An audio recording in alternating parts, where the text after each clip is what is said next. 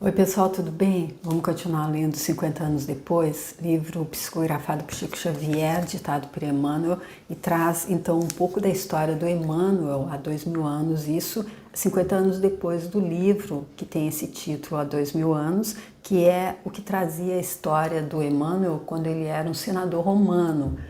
E lá nesse livro, ele foi pedido a ele que ele desse prova de humildade e abnegação, o que não aconteceu, e agora, 50 anos depois, não 50 anos depois da passagem dele no livro, de quando ele morreu no livro. Ele morreu ali na destruição de Pompeia, quando aquele Vesúvio, o vulcão, entrou em erupção e destruiu tudo. Porém, ele só ficou ali na erraticidade por 7 anos, de acordo com o cálculo que eu fiz aí no início do livro, porque nós já o encontramos aqui nesse livro com 45 anos. Porém, ele próprio disse ali na carta ao leitor, no início do livro, que não seria a história dele, como foi da história dele como protagonista, como foi no Há 2000 anos. Eu fiz a série, eu deixo aqui para você ver também, se quiser. Mas sim a história da Célia, que ele classificou de uma alma santa e era chamada até de anjo. E nós estamos vendo então todo o drama da Célia agora que o senador Públio Lentulus, como escravo Nestório, já fez até a passagem dele. Então ele já não está mais aqui continuando o livro. Porém, como falando no Nestório, que é o personagem do Emmanuel, então agora como escravo, eu quero fazer só uma retificação que eu disse que ele era um escravo judeu, apesar de não ter nascido na Palestina, o que não é uma informação correta, e quem me ajudou a entender foi a minha amiga Achante, lá da Espanha. Ela me disse assim, ela mandou uma mensagem assim: segundo as leis judaicas, judeu não é uma nacionalidade, e sim o pertencimento a um povo com sua cultura e religião. Antes dos romanos, a sociedade era patriarcal no judaísmo, ou seja, se o seu pai era judeu, você seria também. Depois do Império Romano, como aumentou o número de estupros de mulheres judias pelos romanos, decidiu-se que quem nascia do ventre judeu era judeu, pois com tanto estupro já não havia mais judeus de pais, homem judeu. Mesmo antes da Palestina, por exemplo, o povo de Israel já existia, o patriarca era Abraão, que nunca esteve na Palestina. Então, quando eu disse que o personagem do Emmanuel, o Nestório, ele era judeu, apesar de não ter nascido na Palestina, então é uma informação incorreta, até porque nem todos que nascem na Palestina são judeus. Isso, então, quem trouxe essa correção para mim foi a Chantal. Eu agradeço muito, muito obrigada. Sempre que tiver alguma coisa assim é super importante, porque apesar de é interessante a gente estar fazendo os comentários, mas quando se trata assim de algo que é para trazer mais informação do histórico realmente, do cultural, do social, é importante que seja verídico, que seja dito da forma como é. Então fica aí a errata colocada, fica aí a correção feita.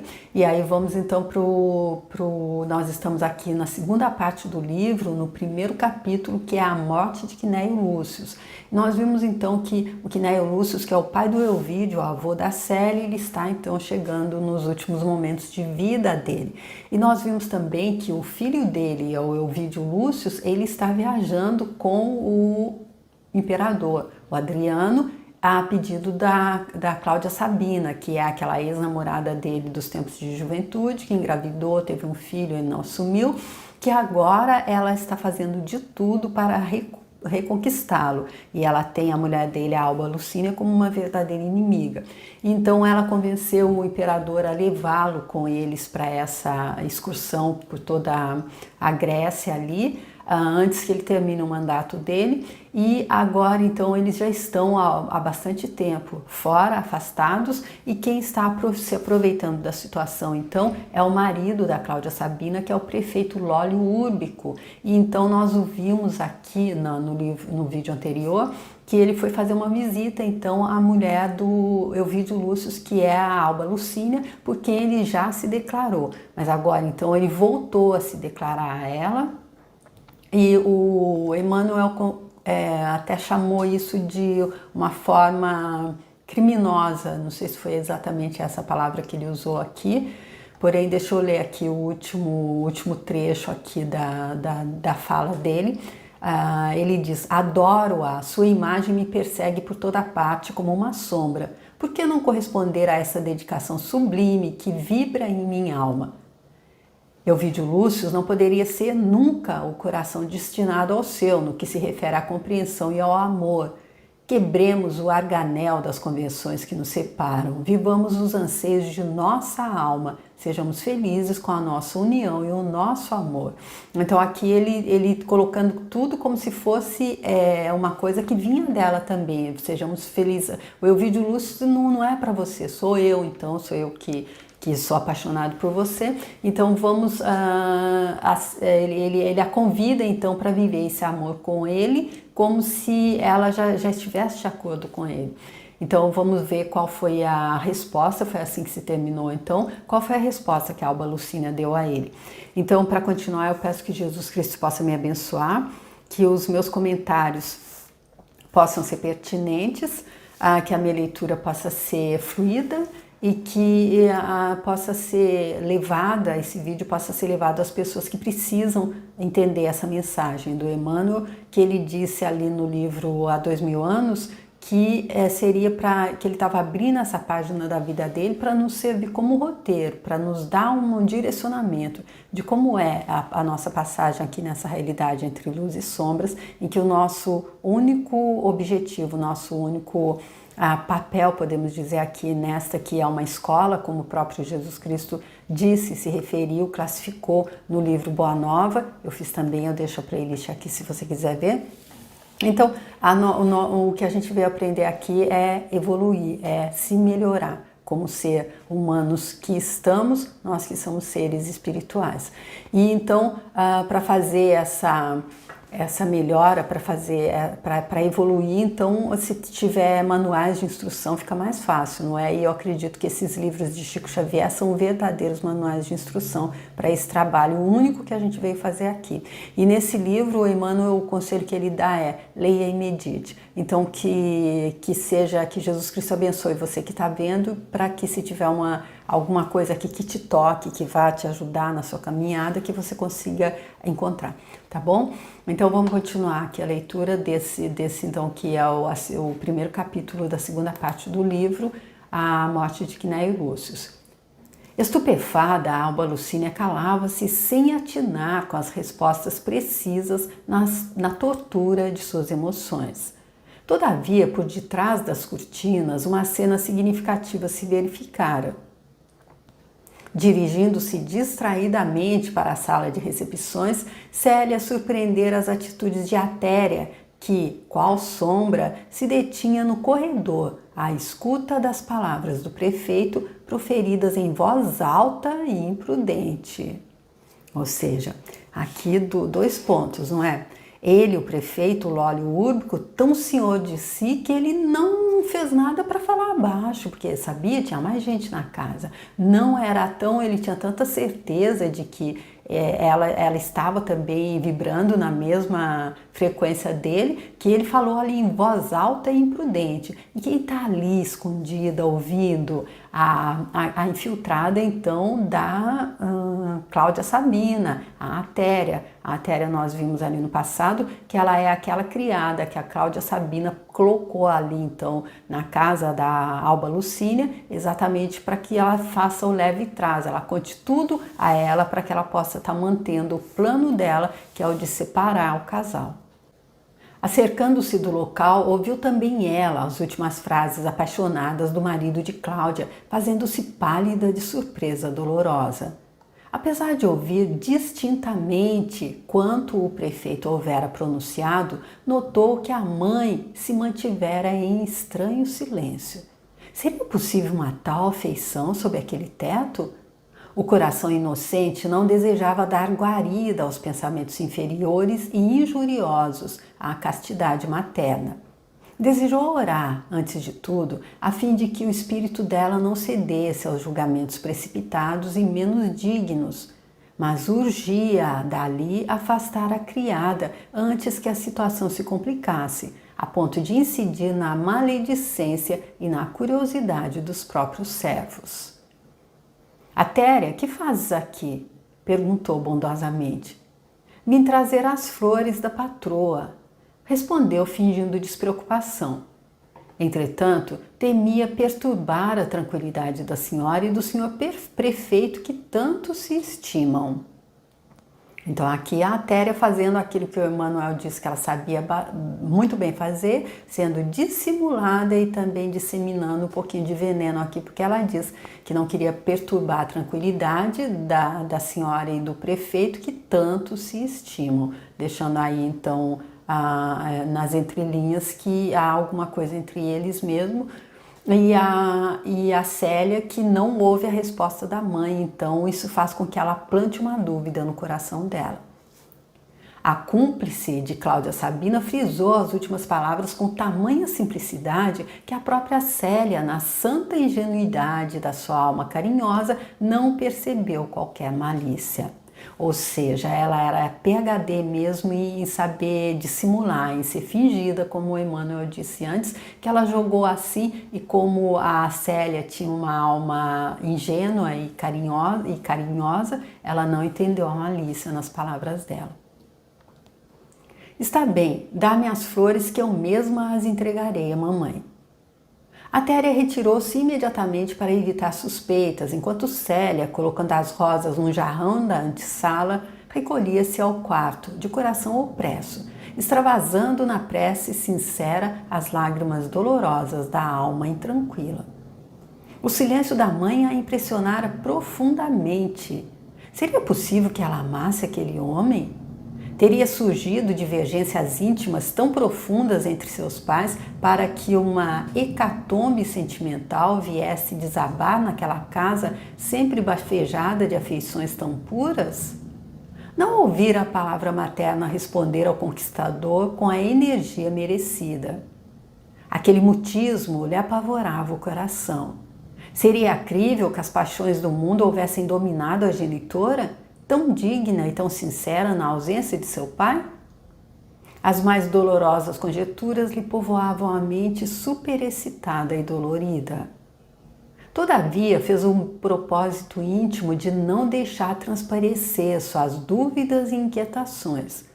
O coração de filha recusava-se a crer na falência materna, mas mesmo assim raciocinava no seu fórum cristão que, se Alba Lucínia prevaricasse algum dia, seria chegado o momento de, como filha, testemunhar-lhe o mais santificado amor, com as sublimes demonstrações de uma renúncia suprema.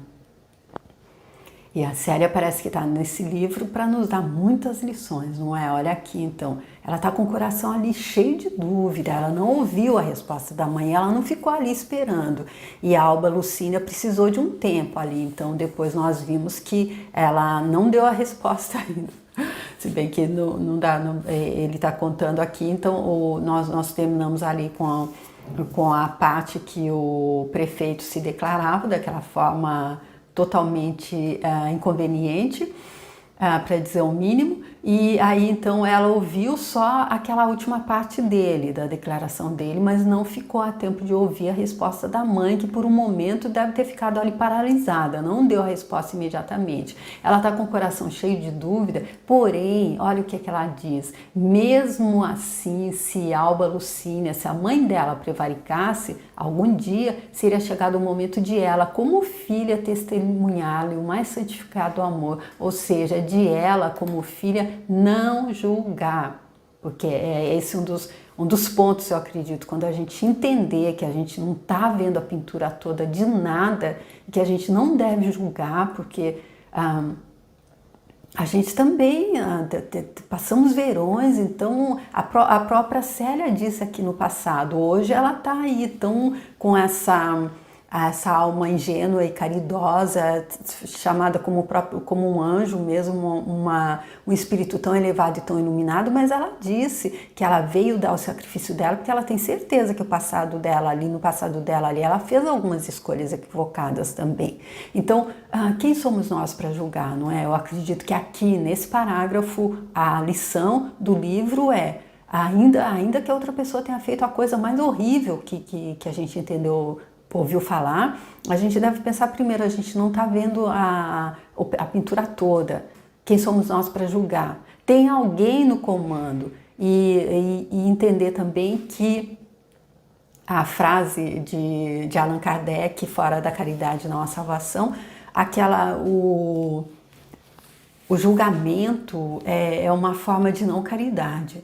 Eu acredito que a caridade maior é realmente quando a gente tem compaixão, que a gente não julga, especialmente quando se trata da nossa mãe, não é? Então aqui é o recado da série, eu acredito que tenha sido esse. Agasalhando essas disposições, o espírito carinhoso dela sentiu-se confortado, relembrando os preciosos ensinamentos de Jesus. E olha, mais uma coisa aqui, ela com essa decisão, ela se fez bem a ela própria, porque se ela ficasse ali se martirizando, como minha mãe foi capaz de fazer isso, se ela fez realmente, ela é isso, aquilo, meu pobre pai, não sei o que, ela não teria paz de espírito. E aí, como ela chegou a essa conclusão, que fosse ela, tivesse feito ela o que fizesse, ela não julgaria, ela continuara sendo a mãe amada dela, ela então sentiu-se confortada, teve o espírito confortado. No entanto, a esposa de Ovídio, sem que a filha chegasse a ouvir-lhe as palavras, indignadas, depois de longa pausa, revidara com energia: Senhor, tenho tolerado sempre os vossos insultos com resignação e caridade, não somente pelos laços que vos ligam a meu pai, como pela expressão de cordialidade entre vós e meu esposo, mas a paciência também tem seus limites. Onde a vossa dignidade de patrício adquiriu tão baixo nível inconcebível nos mais vis malfeitores do esquilino? Lá no ambiente provinciano, nunca supus que em Roma os homens de governo se valessem de suas prerrogativas para humilhar mulheres indefesas com a hediondez de paixões inconfessáveis.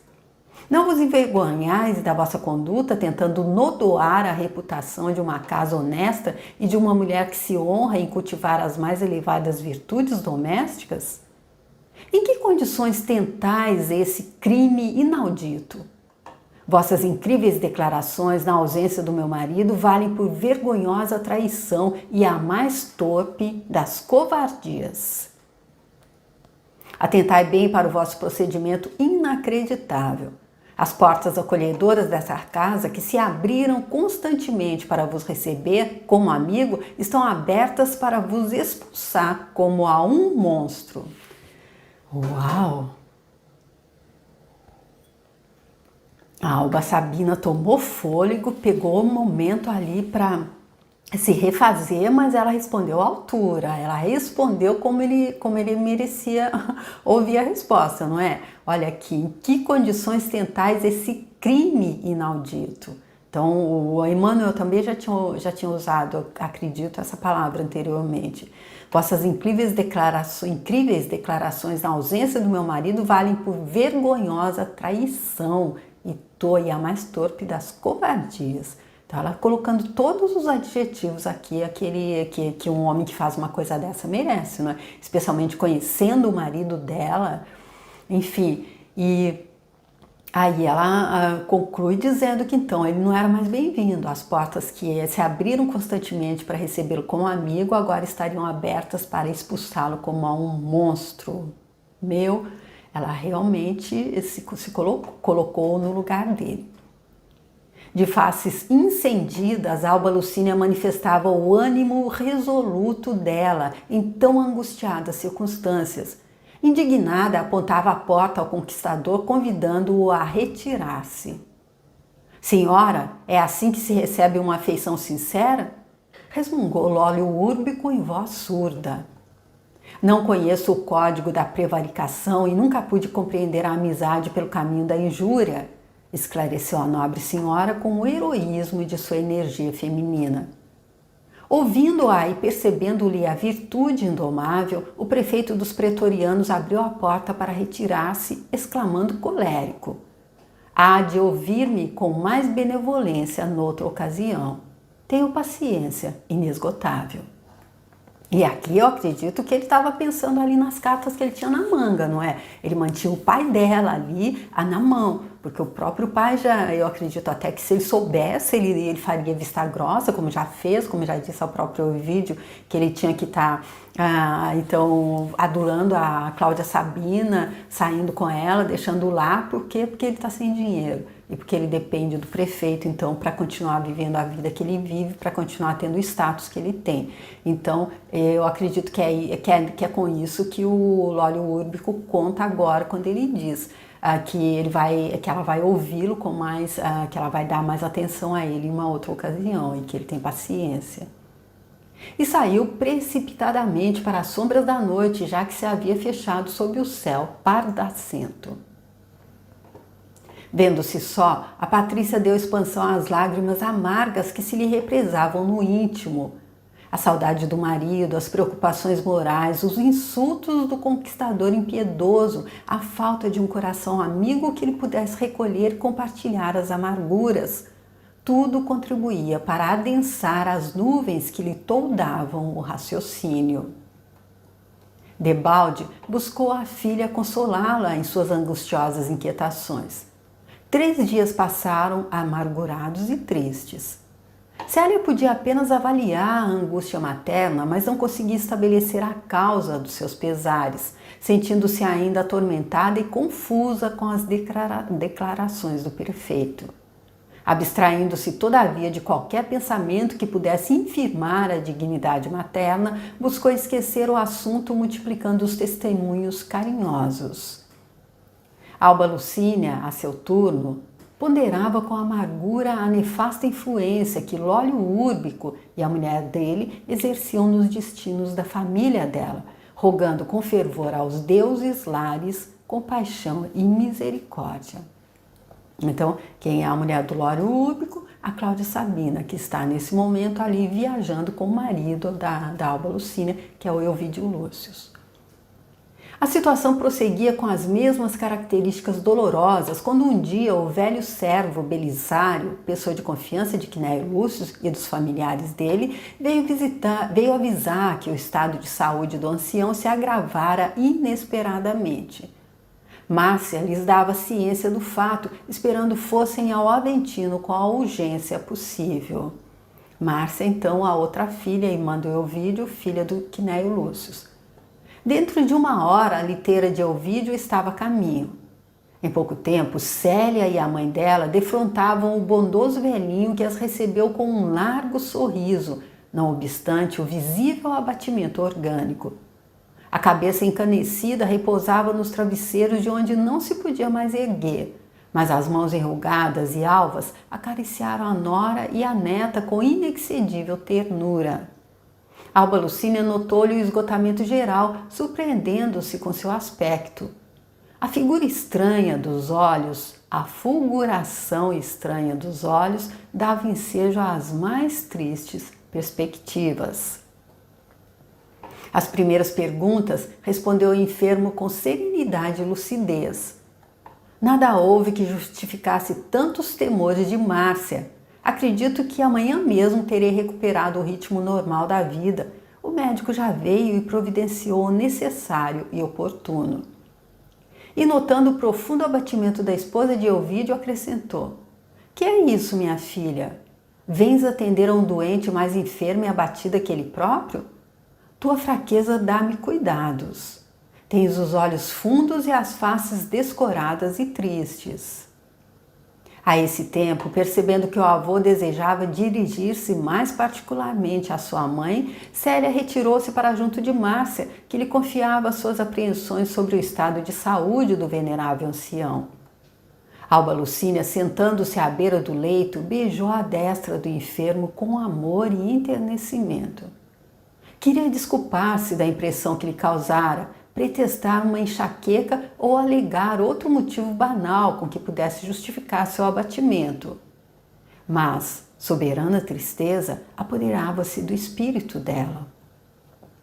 Além de todos os pesares, algo lhe segredava ao coração que o velho sogro amado como pai estava a partir para as névoas do túmulo. Diante dessa dolorosa perspectiva que seus olhos a contemplavam com a ternura piedosa do coração feminino dela, diante dessa dolorosa perspectiva, seus olhos o contemplavam com a ternura piedosa de seu coração feminino. Em vão procurou um pretexto no íntimo para não incomodá-lo com suas realidades amargas e, todavia, o olhar estranho e fulgurante de Quinéio Lúcio parecia perscrutar a verdade em si mesma.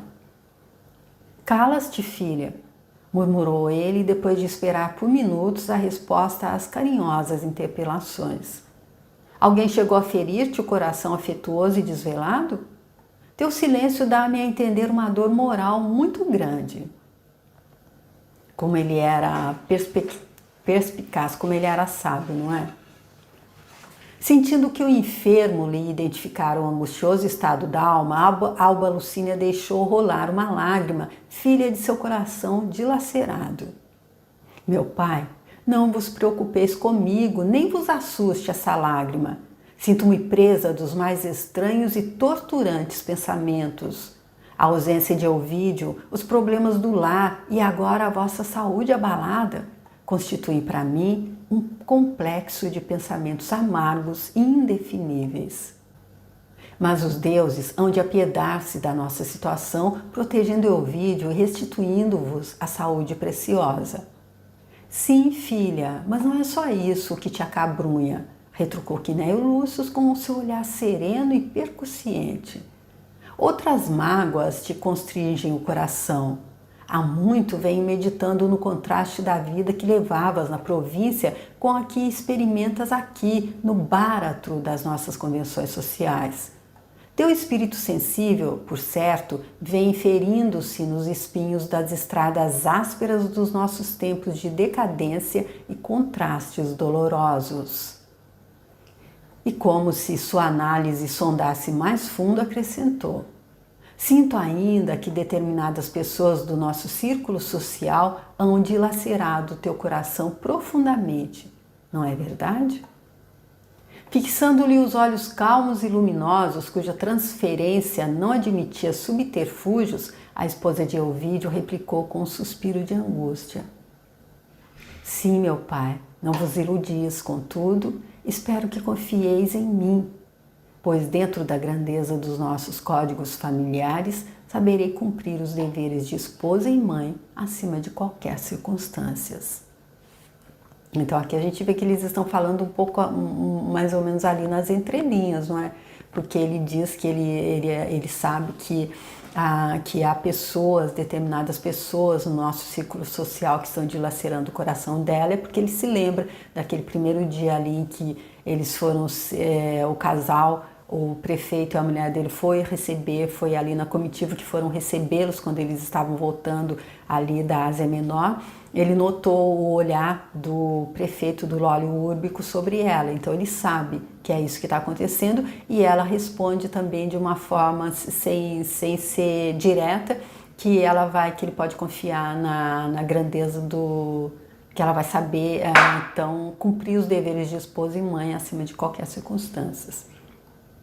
O venerável Patrício meditou longamente, como se buscasse no íntimo uma solução para consolo da nora, sempre considerada como filha extremosa e digna. Em seguida, como se houvera escutado as vozes silenciosas do próprio coração, acrescentou: já ouviste dizer que temos várias vidas terrenas?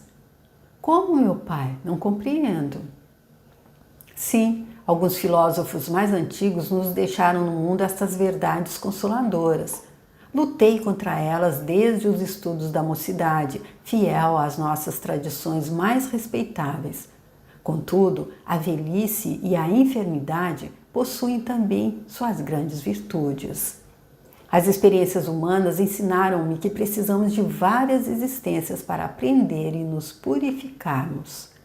Agora que me encontro no limiar do sepulcro, as mais profundas meditações me visitam a mente. A questão das vidas sucessivas aclarou-se com toda a beleza de suas prodigiosas consequências. A velhice faz-me sentir que o espírito não se modifica tão só com as lições ou com as lutas de um século, e a enfermidade me fez reconhecer no corpo uma vestimenta pobre, que se faz com o tempo, que se desfaz com o tempo. Viveremos além túmulo com as nossas impressões mais vivas e mais sinceras e retornaremos à Terra para continuar as mesmas experiências em favor de nossa evolução espiritual. Percebendo que a nora lhe ouvia a palavra filosófica, tomada de profunda surpresa, o venerando ancião acentuou: "Estas considerações, filha, vêm-me do íntimo para esclarecer-te que, apesar da decrepitude portadora da morte, tem um espírito vivaz e repleto das mesmas disposições e esperanças. Sem a certeza da imortalidade, a vida terrestre seria uma comédia estúpida e dolorosa." Concordo absolutamente com ele. Nossa, olha aqui, sem a certeza, a gente vivendo num mundo que é tão injusto, que há tanta injustiça. Então, como é que a gente, sem essa certeza de que são idas e voltas, e que são pessoas, e que há uma lei que rege isso, que está ali no princípio da causa e efeito, que é a lei da atração, sem essa certeza, a gente não entenderia a frase de Emmanuel: nesse mundo de injustiça não há injustiçado, e aí seria uma comédia estúpida e dolorosa. Concordo com ele. Mas eu sei que além do túmulo, outra vida floresce e novas possibilidades felicitarão nosso ser. Por essa razão, vibro quanto às dores de agora, crendo, porém, que no futuro a providência divina nos concederá novas experiências e caminhos novos. Os que hoje nos odeiam ou nos perseguem poderão ser convertidos ao bem com o nosso amor desvelado e compassivo. Quem sabe, após esta vida, poderemos voltar resgatando os nossos corações para o céu e auxiliando a redenção dos inimigos. Tenhamos fé, piedade e esperança, considerando que o tempo deve ser para nós um patrimônio divino. De acordo com o elevado princípio das vidas múltiplas, os laços do sangue ensejam as mais sublimes possibilidades de transfundirmos a torpeza do ódio ou dos sentimentos inconfessáveis em algemas cariciosas de abnegação e de amor. Olha que incrível isso, então. Que incrível, porque o que ela sente agora pelo Lório Úbico só pode ser um sentimento muito antagônico, muito diferente de amor. E por que então as múltiplas existências? Porque os laços do sangue ensejam as mais sublimes possibilidades de transfundirmos a torpeza do ódio. Então, nesse caso ele está dizendo, daqui a pouco, em uma outra vida, a gente vem com laços de sangue, laços consanguíneos, assim a gente consegue perdoar aqueles que foram os algozes que nos feriram tanto em uma outra vida e vice-versa. Sem forças físicas para defender os filhos queridos das ciladas e perigos do mundo, guardo minhas esperanças afetuosas para o porvir ainda longínquo, sem descrer da sabedoria que rege os trabalhos e provações da existência terrena. Quinéio Lúcio estava fatigado. As palavras sábias e inspiradas saíram-lhe da garganta com dificuldade indefinível. Além disso, Alba Lucínia não lhe compreendeu as exortações carinhosas e transcendentes, atribuiu-as intimamente a possíveis alterações mentais decorrentes do seu estado físico. Mostrando-se mais forte em face das próprias amarguras, fez sentir ao ancião que seu estado requeria repouso e deveria abaster-se de esforços prolongados e inadequados ao momento. Então aqui a gente vê que a Alba Lucínia, como a própria filha dela, a Célia, disse, ela não estava ainda preparada, ela não tinha ainda aquele desenvolvimento, aquele crescimento ali necessário que a filha dela, a Célia, então, aquela idade espiritual que a Célia já tem para entender então o que o Quinério Lúcio está dizendo. Então vamos ficar por aqui, porque ele já está cansado e ela também não está entendendo. Então vamos deixar para ver como é que continua no próximo vídeo. E eu agradeço você que está acompanhando, que esteja fazendo diferença para você essa leitura, que esse livro grandioso, riquíssimo de instruções para nos ensinar, como o Emmanuel disse, possa realmente nos servir, que nós possamos ser sábios, aprender com as lições que Emmanuel está passando aqui para a gente através de Chico Xavier, com o aval de Jesus Cristo. Muito obrigada. Se você gostou e achar que tem alguém que vai gostar também, se você quiser compartilhar, eu fico agradecida. Se você quiser entrar lá no meu canal, tem os outros livros do Chico, além desses que eu já citei, tem também o Paulo Estevão, isso é o Paulo Estevão, há 2000 anos e Boa Nova. E tem outros livros lá também, se você quiser dar uma olhada, se quiser se inscrever, muito obrigada. E eu espero te encontrar para dar continuidade a esse. Até o próximo vídeo. Tchau!